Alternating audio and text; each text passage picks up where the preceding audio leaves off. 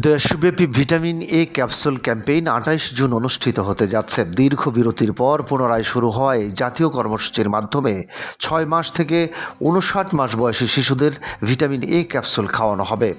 জনস্বাস্থ্য পুষ্টি প্রতিষ্ঠান জানিয়েছে, এবারের ক্যাম্পেইনে দেশের প্রায় ২,৩৫ লাখের বেশি শিশুকে অন্তর্ভুক্ত করার লক্ষ্য নির্ধারণ করা হয়েছে।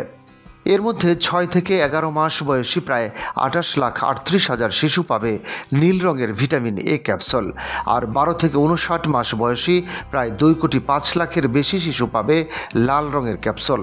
শিশুদের সুস্থতা ও পুষ্টি নিশ্চিত করাই এই কর্মসূচির মূল উদ্দেশ্য।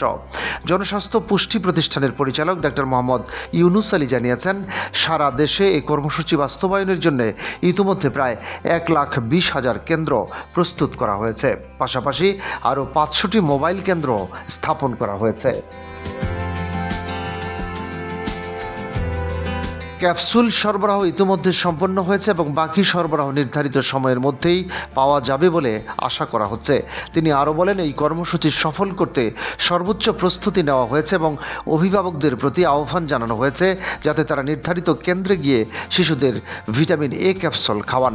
স্বাস্থ্য ও পরিবার কল্যাণ মন্ত্রী সরদার মোহাম্মদ সাখাওয়াত হোসেন বকুল এক অনুষ্ঠানে বলেন, দীর্ঘদিন বন্ধ থাকার পর আবারও এই কর্মসূচি চালু করা হয়েছে।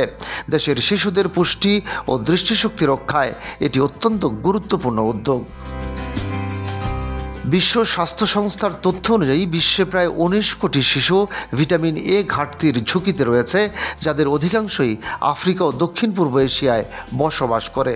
এই ঘাটতির কারণে রাতকানা, দৃষ্টিশক্তি হ্রাস এবং গুরুতর ক্ষেত্রে অন্ধত্বের ঝুঁকি তৈরি হয়।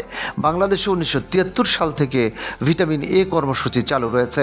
প্রথমে এটি জাতীয় রাতকানা রোগ প্রতিরোধ কার্যক্রম নামে শুরু হয়।